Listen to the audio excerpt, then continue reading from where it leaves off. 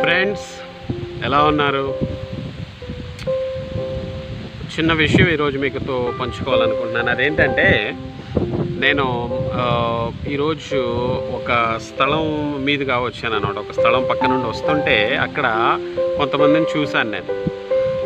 వాళ్ళందరూ ఏ సమస్య లేకుండా ఉన్నారు. అసలు ఏ కష్టం లేదు, ఏ బాధ లేదు, సంతోషంగా సమాధానంగా ఉన్నట్టుగా ఉన్నారన్నమాట. ఏ గొడవ లేదు, ఏమీ లేదు, హాయిగా పడుకుని ఉన్నారు అందరూ. ఒకటే విచిత్రం ఏమంటే వాళ్ళందరూ ప్రాణాలతో లేరు. అర్థమైంది కదా? నేను ఒక సమాధుల పక్క నుండి వచ్చాను. ఇప్పుడు అక్కడ ఉన్న వాళ్ళందరూ ఇక్కడ లేరు. కాబట్టి నేను చెప్పదలుచుకుంది ఏంటంటే, సమస్య లేని వారు ఎవరైనా ఈ లోకంలో ఈరోజు ఉన్నారంటే వాళ్ళు ఇక్కడ లేరని అర్థం. అంటే వాళ్ళు చనిపోయారని అర్థం. కాబట్టి నువ్వు బ్రతుకున్నావు కాబట్టి నీకు సమస్య వస్తుంది. ఏదో సమస్య వచ్చింది కదా అని భయపడి ఆత్మహత్యలు అవి ఇవి అంటే అది కరెక్ట్ కాదు. నీ వద్దకు ఆ సమస్య వచ్చిందంటే నీ దగ్గర పరిష్కారం ఉందని దేవుడు నమ్ముతున్నాడు. కాబట్టి because you have that potential. నువ్వు ఆ సమస్యని ఎదిరించగలవు, పరిష్కరించగలవు, పోరాడగలవు అని ఆయన నమ్మాడు. కాబట్టి ఇంకా నీకు సమస్య లేనప్పుడు నువ్వేం అడగాలంటే, దేవుడా ఏంటి నా మీద ఇంకా నమ్మకం లేదా, సమస్యలు పంపించట్లేదు, నాకు ఇంకా సమస్యలు పంపించు అని అడిగే యాటిట్యూడ్ ఉండాలి నీకు. అంతేగాని పిరికివాడిలా పిరికిదానిలా ఆత్మహత్యలు చేసుకోవడం, ఆత్మహత్యకి వెళ్ళిపోవడం అనేది చాలా భయంకరమైన తప్పు.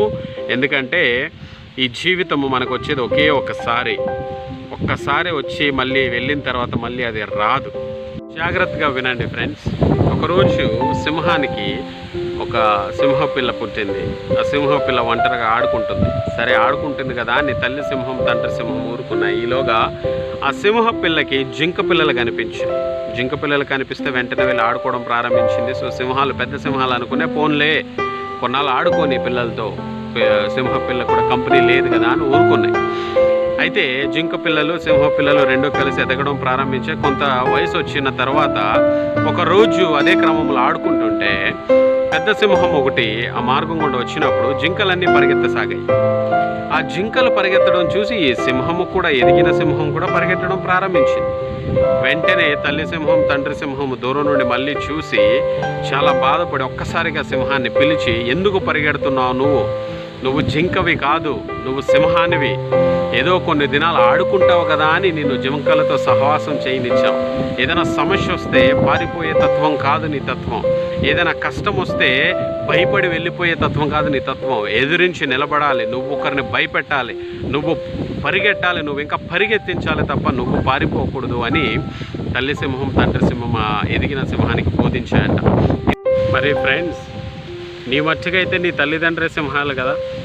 మరి సింహపు పిల్లలైనా నువ్వు భయపడి పారిపోవడం ఎంతవరకు కరెక్ట్? ఓటమిని ఒప్పుకోవడం ఎంతవరకు కరెక్ట్? ఒకసారి ఆలోచించు. అయితే సమస్యలను ఎదుర్కోవడానికి నా దగ్గర ఒక చిన్న చిట్కా ఉంది. ఏంటి తెలుసా? ఏదైనా సమస్య వచ్చినప్పుడు ఒక్కసారిగా నీ తల్లిని కానీ తండ్రి కానీ జ్ఞాపకం తెచ్చుకో. వాళ్ళు జీవితంలో ఎదిరించిన కష్టాల ముందు నీకు నాకు వచ్చిన కష్టం ఎంత? వాళ్ళది కొండంత అయితే మనది ఊరంత కదా. ఎన్ని కష్టాలు అనుభవించారు వాళ్ళు. ఆ కష్టాలు అనుభవించడం చూస్తూనే కదా పెరిగాం. ఇంత జరిగిన తర్వాత కూడా, అంత చూసిన తర్వాత, వాళ్ళ పోరాట తత్వం చూసిన తర్వాత కూడా నువ్వు నేను ఆత్మహత్య చేసుకుంటాను, లేదా మందుకి బానిస అవుతాను, లేదా పేకాటలకు బానిస అవుతాను, లేదా ఏదో ఒక పనుల్లో నేను బానిసనైపోయి నా జీవితంలో ఓటమిని ఒప్పుకుంటానంటే ఎంత మూర్ఖత్వం కదా. సో దయచేసి friends, don't give up. Suicide అనే ఒక ఆలోచనే రానివ్వకండి. ఓటమి అనే ఒక ఆలోచన వద్దు. It is never too late. ఎంత పెద్ద పోరాటమో అంత పెద్ద విజయం. ఓకేనా? పోరాటము లేనివాడు ఎవరైనా ఉన్నాడంటే వాడికి లేడని అర్థం. అంటే వాడు సమాధిలో ఉన్నాడని అర్థం. సో ఫైట్ చేయండి ఫ్రెండ్స్, ఫైట్ చేద్దాం.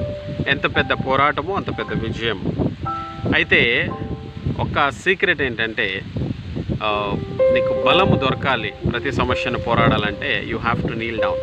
సో నేను ఎప్పుడు చెప్పేది అదే, keep praying, continue to pray. నువ్వు ఇంక అంతా కోల్పోయావు, నీకు ఏ మార్గము లేదు అని నీకు అనిపించినప్పుడు, ఏ ద్వారము కనిపించినప్పుడు గోడ వైపుకు తిరిగి మోకరించి ప్రార్థన చేయి. ఖచ్చితంగా దేవుడు ద్వారాలు తెరుస్తాడు. అది ఎంత పెద్ద సమస్య అయినా అది పరిష్కరించుకోగలిగే ఒక జ్ఞానాన్ని, వివేచనని నీకు ఇస్తాడు, మార్గాన్ని చూపిస్తాడు. ఖచ్చితంగా నువ్వు గెలుస్తావు. And people will see it. నీ పని అయిపోయింది అనుకున్న వాళ్ళు కూడా చూస్తారు. ఓకేనా? So don't give up. Suicide, ఆత్మహత్య అనే మాట వద్దు. త్రాగుడికి బానిసవ్వద్దు, వ్యభిచారానికి బానిసవ్వద్దు, సమస్యలకి ఓడిపోవద్దు. ఎదురించు, పోరాడు. దేవుడు నీకు సహాయం చేస్తాడు. God bless you. Take care.